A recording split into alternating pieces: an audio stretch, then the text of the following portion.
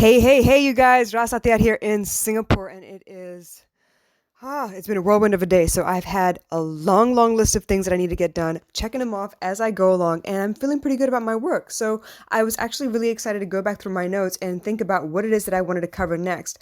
And to be honest, I think that the world needs a little bit more positivity, especially with this coronavirus quarantine situation at the moment. I think people are starting to panic, looking at life as if this is never ending. This is going to be the way we live from now on.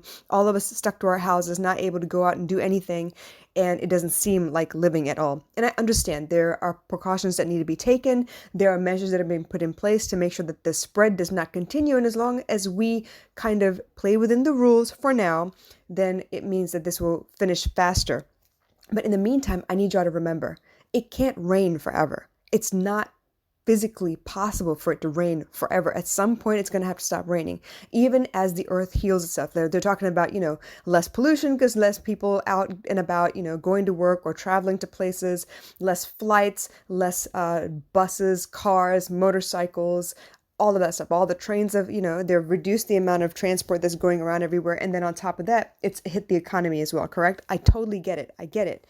But even then, as all of that pollution has reduced and the skies have cleared up in China and the canals have cleared up in Venice, and all these things are showing us that, flora and fauna is flourishing all of a sudden, we need to understand, even then, we are an integral part of the ecosystem. And yes, we are needed. Even though we tend to take over and we tend to destroy more than we create, we are an essential part of the ecosystem. So I believe, just like it does have to rain, and just like we do need landslides and earthquakes and tsunami, like it's all of Mother Earth trying to correct itself. It's trying to reset the balance of things. And in that regard, there's only so much of one thing it can take. I was always taught that, everything in moderation. Just like we're taught that, you can have some sugar, but you need a little bit of salt to offset it. You can have, sweets, but you need water to reset your body to make sure that you metabolize all that stuff. You need moderation. It can't always be one thing the whole time. You need the moderation. So I want to remind you guys, as much as we are feeling frustrated, as much as we are feeling upset, angry, just irritated in general, you can't hold on to the feeling even for that long. Eventually that feeling will dissipate. It's meant to dissipate. It's meant to draw your attention to what it is that's irritating you, and then it's supposed to wash over. It's supposed to pass at some point. So just like that, this coronavirus, it happened for a reason. I'm not entirely sure what the reason was. Maybe it was to show us that, the economy as it's set up right now can't continue the way it's set up.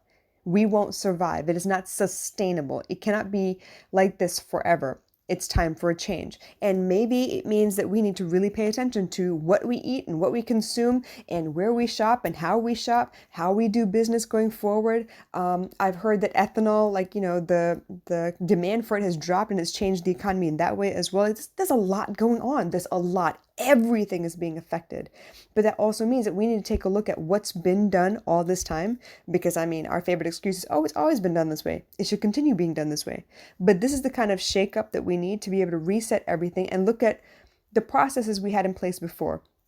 And knowing that this could happen again, or if it ever happened again, we need to be prepared for the next time, so that people don't lose their jobs and people don't really suffer with the healthcare system. People don't need a way to be bailed out by the government, because we are well taken care of. We know how to take care of ourselves. We know that the system is there to support us as well. And we've put things in place going forward to prevent any such situation ever again. Honestly, tragedies, big upsets, climate change, all of these threats and worries that we have, yes, they are completely possible. You can see it now, right? But the point being that if we don't learn from this and put things in place so we still are okay going forward, what was the point of the crisis in the first place? People only worry when they start losing money. People only worry when you start losing your health. But let's think about this. You go to work for 40 years at the same job, or looking for a job that will keep you for 40 years. That's not even normal anymore. But most of the time you go every day punching a clock just to get a paycheck that you spend right away as well. But you hate it. And that means your mental health suffers. How long can you continue doing that? Because by the time you do retire, do you have the health or the mindset to be able to retire and enjoy retirement, to go, traveling or do all the things you've always wanted to do once you've retired? Do you have the youth at that point? Do you have the stamina at that point? We sacrifice all the wrong things in order to get ahead. And right now, money is the thing that makes the world go around. But if you think about it, when you're stuck in the house and you don't have a whole lot of anything to really be able to do, you're limited in your movements, you're limited in the amount of entertainment you have, you kind of reach for other things finally, right? We all complain about we never had the time to work out and we never had the time to do this and we never had the time to do that. Well, guess what? We got nothing but time right now. Yes, we have work to do still. A lot of us are still punching a clock from home and we're still sending emails and messages and stuff like that. But guess what? There is a level of health that comes with not having to worry about how you're dressed, how you appear, whether you're comfortable in the clothes you're wearing or not because it's work wear. You don't have to worry about whether it's too cold or too hot in the office because that's a general setting.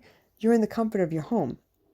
For all we know, you could be sitting in your underwear with a shirt on, just in case somebody video calls you so that you look presentable from the waist up, but you could be very, very comfortable. You could go to the bathroom 27 times if you wanted to. You can drink all the water in the world and pee all the water in the world because it is your bathroom. It is the comfort of your home. So imagine the effects of that on your mental health. You don't have to go into work and be in a toxic environment sitting with colleagues that don't really understand you or don't concentrate on the work. They rather concentrate on the politics. Maybe people in your office enjoy drama or they like, picking on people. It's human nature as well, unfortunately, but imagine you don't have to face those people. You could work from home. The amount of peace and quiet you could orchestrate from the home, completely different, right? It could be so much better. This is the way you reset your mental health. You figure out what you can and can't tolerate because suddenly you have a measure of peace. You have something to compare it to. When you've been working all your life and you've never had the opportunity to work from home, you don't know what you're missing. So like I said, this isn't going to last forever, but I guarantee you the changes that we make now, they could last forever. They could mean the difference between an okay life and a really, really great life. I didn't know what I was missing until I realized that I don't have to worry so much if my kid is around. If she's in the next room, I can just, peek out the room and see what she's doing. I don't have to worry so much if we both get to sit down and have lunch together. I don't have to, be concerned with who's influencing her, who she's talking to, who she's getting information from, or what they're allowing her to watch in school or whatever. She's right there in the next room. I'm okay. We're okay. We get to bond closer. The reason I chose not to have a live-in maid is because I wanted my daughter to see that it is completely possible to manage work and home with just one person. It is completely possible. It is within the realm of possibility for you to cook restaurant quality foods at home, and it doesn't take so long, and you can make it in bulk. You could freeze half of it, or you could eat it all in a week, whatever. All of that is possible. All of it's possible. But I never knew that it was possible for me until I took a chance. Now, unfortunately, we're not being given the choice to take a chance. We're kind of being forced into it. But guess what? There's always something you can take out of these situations. Yes, it's a crisis. Yes, people are panic buying. But I can't control the people outside of my house. I can't control my daughter. But I can damn sure control me. I can decide how I look at things. I can decide how I react to things. I can decide that my relationship with my daughter is worth more than me proving that I'm right because I'm older. I can prove that by learning to control my temper and exemplifying that behavior to her, she will learn by watching me. I can show her that there's definitely enough time, as long as you have the willpower, to work out first thing in the morning for 20 minutes. You could wake up earlier for 20 minutes. A lot of times we hit the snooze button and we sleep through another 20 minutes of alarms?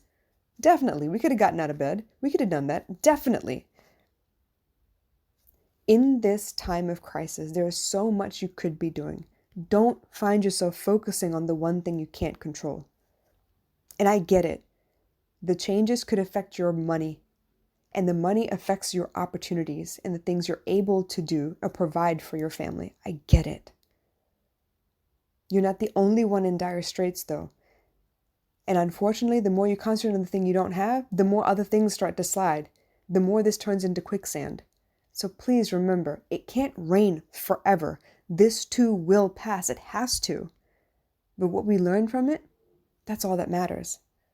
You ever have tons and tons of money? Way back when I used to make a lot of money. Yes, I worked a lot of hours to get the lot of money, but felt like an expendable paycheck. I had tons. And I felt like I could finally go out and, travel the world a little bit. And for some reason, with that expendable paycheck, I still was living hand to mouth. So when I finally decided to pare down everything I had and really pay attention to what I need and what I don't need, what are the essentials in my life, I became very, very minimalistic. I realized that I could save a lot more, but that was out of necessity because I didn't have the paycheck. Now I realize that in order for me to keep an expendable paycheck so that I'm not living from hand to mouth, I need to keep my minimalist strategy even when I have tons of money. This is how the rich stay rich. But if I didn't have the necessity of being broke to learn those things, I would probably still complain and be like, oh my gosh, it's never enough. Oh my gosh, it's never enough. I need another paycheck. I need another pay raise. I need another job. I could go on complaining about the things I don't have. So sometimes these slip and fall situations, these crisis situations, they're meant to teach you that you have more than you realize. You just got to be grateful for all that you have. So please remember, this too will pass. It has no choice but to pass. It cannot reign forever. So try your best to focus on the things you can affect, the things you can appreciate, the things you have that most people don't. And let's try to remain positive through this period. Let's try to get through this together. All right, you guys, I'll call it and I will talk to you again soon.